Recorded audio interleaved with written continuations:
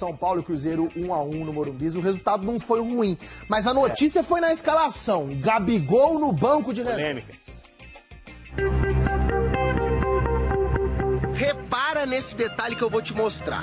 Gabigol no banco de reservas, mas sem a camisa de jogo, que tava ali, ó, pendurada do lado dele.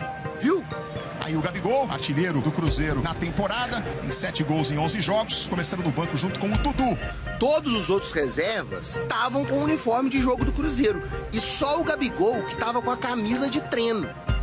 Esquisito, né? Será que ele já sabia que nem entraria em campo? Eu sou muito fã do Gabriel. Eu sou fã que ele é um dos jogadores, é um finalizador nato. É um jogador que eu gosto. E o Gabriel também, às vezes, não nos pode ajudar muito. Ele está mais à vontade num modelo diferente, num modelo de 2 avançados. Mas hoje essa não foi a estratégia foi outra. Por isso foi o motivo dele ter ficado de fora. E não foi só ele, não. O time que entrou em campo contra o São Paulo no Morumbi foi diferente. É um Cruzeiro surpreendente, com 7 mudanças em relação ao último jogo e com Gabigol, Dudu e William no banco de reservas. Fagner no lugar do William na lateral direita, Vidalba e Kaique do lado esquerdo da defesa. Lucas Silva e Christian no meio do campo e Wanderson e Caio Jorge no ataque. Os jogadores tiveram uma atitude dentro de campo que fizeram aquilo que eu acredito que os profissionais devem fazer. Caio Jorge puxou pro meio, desvio no canto, cata o goleiro. Christian chegou desviando. E o Gabigol lá, ó, de espectador, viu do banco o Luciano assustar o Cássio. Clareou na entrada da área, bateu no canto pra fora. Volta do intervalo e o Gabigol seguiu lá no banco, com a camisa de jogo na mão. Eu observei muito também durante o primeiro tempo o Gabigol e o Dudu aqui no banco de reservas. Eles ficaram mais calados, conversaram em alguns momentos, mas é bem possível que especialmente o Dudu entre no segundo tempo. Mesmo com um time bastante desfalcado, sem Arboleda, Lucas Moura, Oscar e Caleri, o São Paulo abriu o placar com o Ferreirinha. O Ferreira na segunda trave sobe, dá boa noite pro Cássio e bota no fundo do gol! O gol de empate quase saiu com um zagueiro que mostrou habilidade de atacante. Vidalba deu toque na trave! E enquanto o Dudu se preparava para entrar, o Cruzeiro chegou ao gol de empate com o substituto do Gabigol. Caio Jorge! Gol! Primeiro gol dele na temporada. Tem mais essa entrega dentro de campo, esse espírito que o Cruzeiro precisa. O Caio Jorge saiu de campo 12 minutos depois do gol, para a entrada do Lautaro. Marquinhos e Eduardo também entraram em campo. E o Gabigol lá, só olhando. E vai ficar ali até o final do jogo, porque o Cruzeiro chega à sua quinta substituição. E foi sem o Gabigol que o Cruzeiro conquistou um ponto importante diante do São Paulo, fora de casa. Pois é, Henrique, Dudu e Gabigol começando no banco. Acertou, Jardim? Acho que acertou, o time conseguiu competir muito melhor sem esses 2 jogadores. Eu acho que o Dudu pagou uma conta cara, assim, eu não acho que ele estava jogando tão bem, tão mal. Acho que ele poderia ter se mantido no time. Ele optou por manter o Wanderson como esse ponta mais ativo. Mas o Gabigol é um cara que é mais adequado para jogos que o time tem mais volume de jogo e a bola chega mais na área. Não foi o caso do jogo de ontem. Jardim falou que não abre mão de suas convicções e que pode nem ser o técnico ideal para o Cruzeiro. Escuta só. É assim, eu às vezes começo a questionar se eu sou a pessoa certa, não é? Porque eu tenho um modelo, eu tenho um perfil. E toda a gente me conhece como treinador. E às vezes tenho dificuldade de perceber se o meu perfil é o adequado para ter um modelo diferente. Tenho 30 anos de futebol e dificilmente eu vou mudar aquilo que ando a trabalhar e a desenvolver durante a minha vida. Eita! Diz que não quer mudar, mas mudou um pouquinho a cara do time, botou mais força no meio campo. Sobre essas convicções, o que o Caio Jorge tem, por exemplo, que o Gabigol não tem? Eu acho que ele tem uma capacidade de recomposição muito interessante. Olha esse lance, ó. São Paulo recuperou, o cruzamento foi errado. Olha onde ele tá, lá na meia-lua da grande área, tá longe da bola, vai ter um passe no meio, olha só o ladrão, ó. Pum, toquezinho na bola para o Cruzeiro recuperar. E o Gabigol não tem muito esse comportamento, né? Às vezes ele espera mais a bola, fica mais esperando a jogada. Quase teve pênalti pro Cruzeiro nesse lance ali.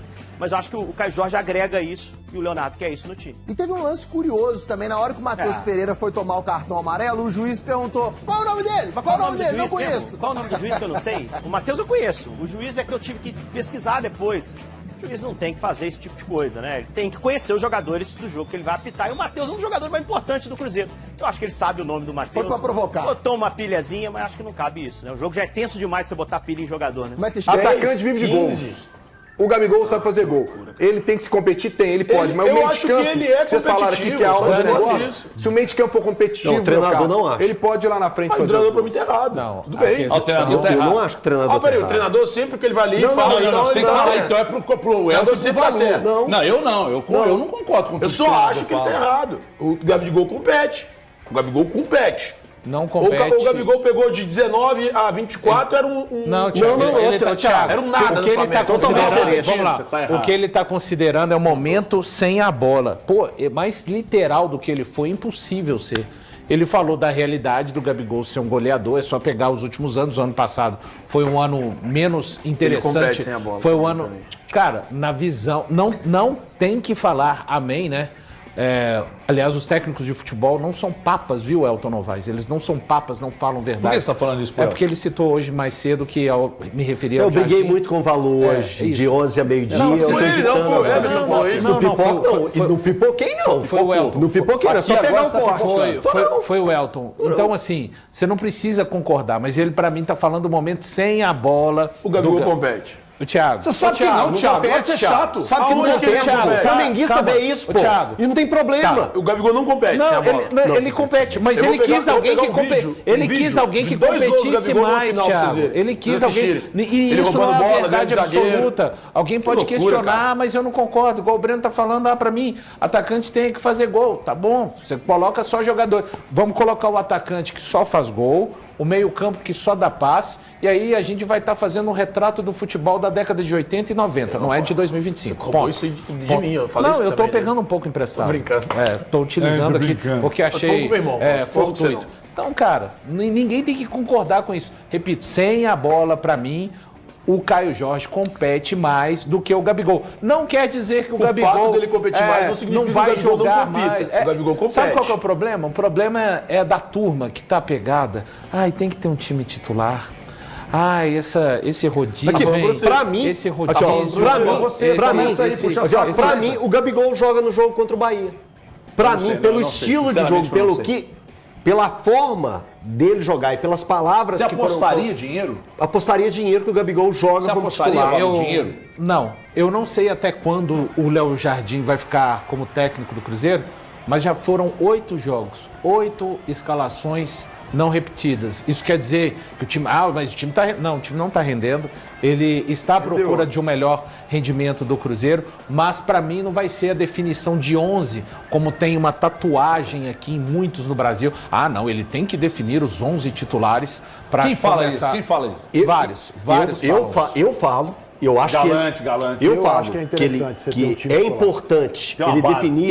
definir esses 11. E eu acho que a partir do jogo de ontem, ele pode buscar o rumo que ele vai seguir para esse Cruzeiro. E eu acho que vai ser uma mistura do que funcionou contra o São Paulo, do que vai funcionar contra a equipe do Bahia. Eu tô com você. Eu não acho que ele queira mexer 70%, 80% não, do time de maneira nenhuma. Ele quer mexer 30%, 40% no máximo. O Gabigol... 40% são 4 jogadores. Beleza, tá tudo certo. Vou fazer uma pergunta para Vitória. Eu sei que você não está mais no dia a dia do Cruzeiro como estava ano passado. Ainda assim, você conhece um pouco de bastidores, não só de bastidores, mas de pressão, que é muito grande. Conhece muito. Né? E acompanhou o Cruzeiro até a final da Sul-Americana. O bicho pega lá também, a torcida cobra muito, tem muita pressão de dirigentes, enfim. Virou SAF, não tem mais aquele negócio de conselheiros, mas sempre tem aqueles lá, aquele zum em cima do Pedrinho, né, Vitória? É muito cedo, o Leonardo Jardim chegou há pouco tempo, mas se continuar sem resultado, pode ter problemas também, né? Principalmente depois do elenco que foi montado, né? O Pedrinho, ele é um cara que não mede muitas palavras, assim. Ele é como se a gente falasse aqui no futebol, no vocabulário mais chulo. Ele não tem rabo preso com ninguém. Então, ele mesmo fala isso que... ele chegou até a criticar o trabalho do Matos, né? Disse, fez tanto investimento, tantos jogadores e não está dando retorno? O que está acontecendo? Foi a primeira vez que o Gabigol ficou no banco. Isso também, de certa forma, apesar de o Léo Jardim ter falado que pensando neste jogo contra o São Paulo, o Gabigol, apesar de ele ser fã do Gabigol, era um jogo em que o Gabigol poderia ter mais dificuldade. Isso também é uma forma de dar resposta, assim. Vamos ver, então, se outros jogadores que estão funcionando nesse elenco, eu vou tentar fazer algo aí para rodar e ver o que funciona. Porque a gente sabe também, a gente lembra, né, daquela pressão do Pedrinho em cima do Fernando Seabra, de, trouxe reforços, cadê os reforços, não estão sendo usados? Então, dessa vez os reforços estão sendo usados, mas não estavam dando esse retorno imediato. Com relação à torcida, principalmente depois do jogo contra o Mushuc Runa, em que o Cruzeiro teve mais uma derrota na Sul-Americana, né? Alguns jogadores chegaram a falar, né, que a torcida estava pegando bastante no pé, que isso estava ficando um pouco mais difícil, que era para a torcida apoiar mais. Bom, no jogo contra o Mushuc Runa não tinha a presença da torcida, porque o Cruzeiro estava ali sofrendo uma punição, né, da Conmebol por conta de uso de sinalizadores do ano passado, enfim. E isso também pegou mal para a torcida, né? Bom, a gente nem estava lá. E aí, qual que é a justificativa agora? Se não tem essa corneta, se não tem essa pressão, por que o time não está entregando? Então, de fato, bastidores, quando a gente fala de Cruzeiro, eles são sempre de bastante pressão, porque a diretoria é uma diretoria que fiscaliza, é uma diretoria que é muito presente nesse sentido e que dá esse respaldo. A gente vai ver se positivamente ou negativamente vai ter um resultado dentro de campo. Mas sim, Léo Jardim, como qualquer outro treinador do Campeonato Brasileiro, né? Quando não entrega resultado, corre risco no cargo, sim, Abel. Sabe o que é curioso, né? Ano passado havia aquele famoso áudio vazado do Pedrinho, né? Que ia cobrar do Seabra, que colocasse os jogadores contratados. Um daqueles contratados era o Caio Jorge. Aí tem que jogar os contratados. Aí ele contrata para a mesma posição do Caio Jorge o Gabigol. Aí passa a ter que jogar o Gabigol, que é o mais novo contratado. Então, assim... Mais caro. Só que essa contratação do Gabigol, a gente entende todo o impacto que ela causa, a representatividade dela. Só que, ao mesmo tempo que o Gabigol chega, ele tira o espaço de um jovem que, na reta final do ano passado, começou a fazer gols importantes. Tem outro detalhe. Inclusive, fez um gol na final da Sul-Americana. Ele estava começando a se desenvolver. É um bom jogador, é um bom atacante. Aí fica, para jogar o Caio Jorge, gera a crise de ter que tirar o Gabigol. Você tem que saber lidar com essa situação, não é nada simples. E o detalhe foi que o Caio Jorge fez um gol, foi substituído e não entrou o Gabigol, entrou o Lautaro Dias. Entrou o Lautaro. Isso é que chamou a atenção. Deixa eu só me despedir e agradecer. Muito obrigado, Vitória Leite, trazendo informações e análises do São Paulo e do Cruzeiro, como sempre, com muita competência. Parabéns, Vitória Leite, grande repórter. Bom trabalho para você. Um beijo, amigos. Bom trabalho para vocês também. Obrigada pela generosidade. Imagina. Diga, professor. Lembra que quando o Leonardo Jardim chegou, eu falei que tinha 3 saídas? Ou ele fazia esse time andar com os caras, ou ele tentava fazer o time andar sem os caras, ou ele caía. Ou ele andava. Ele já está no segundo estágio. Ontem ele entrou... fazer o time andar sem os caras. Com Caio e Fagner, mas entrou sem Dudu e Gabigol. Então já está no segundo estágio, já está na segunda tentativa. É isso aí, tem que tentar, né? Tem que mudar. Se não tá jogando bem, tem que tentar mudar o time mesmo. Nem sempre isso é fácil nesse Cruzeiro tão estrelado e com a pressão lá do dono, né? Se fosse fácil, não chamavam a gente, já disse uma vez Fábio Carilli, às vésperas do Bola da Vez aqui pra gente. E se fosse tão fácil ser técnico de futebol, o Cuca não seria vaiado pela própria torcida do Galo, onde tem história, campeão brasileiro, campeão da Copa do Brasil, campeão da Libertadores, tanta história. Mas... Amigas e amigos, eu tô chegando com tudo nessa segunda-feira para atualizar vocês sobre as principais notícias do Cruzeiro. Cruzeiro que empata, né, com São Paulo. É o técnico Leonardo Jardim começando a colocar jogadores que competem mais, jogadores que querem jogar, jogadores que têm mais fôlego, né, que entrega tudo dentro de campo. Ele já está detectando quais são os jogadores, né, que não corre, que não marca. Isso é muito importante, né? Se realmente o Leonardo Jardim quiser fazer história com a camisa do Cruzeiro, e a torcida do Cruzeiro já perdeu a paciência com Alexandre Matos. Eu tô falando para vocês Marcos Braz está cada vez mais próximo do Cruzeiro. Há uma imensa expectativa do Pedrinho BH poder fechar, né, com o Marcos Braz, demitir o Alexandre Matos e poder colocar o Marcos Braz no lugar dele, né? Eu não gosto do nome, mas é um cara assim que sempre que teve no Flamengo, o Flamengo foi campeão, né? Um cara que conhece diversos empresários,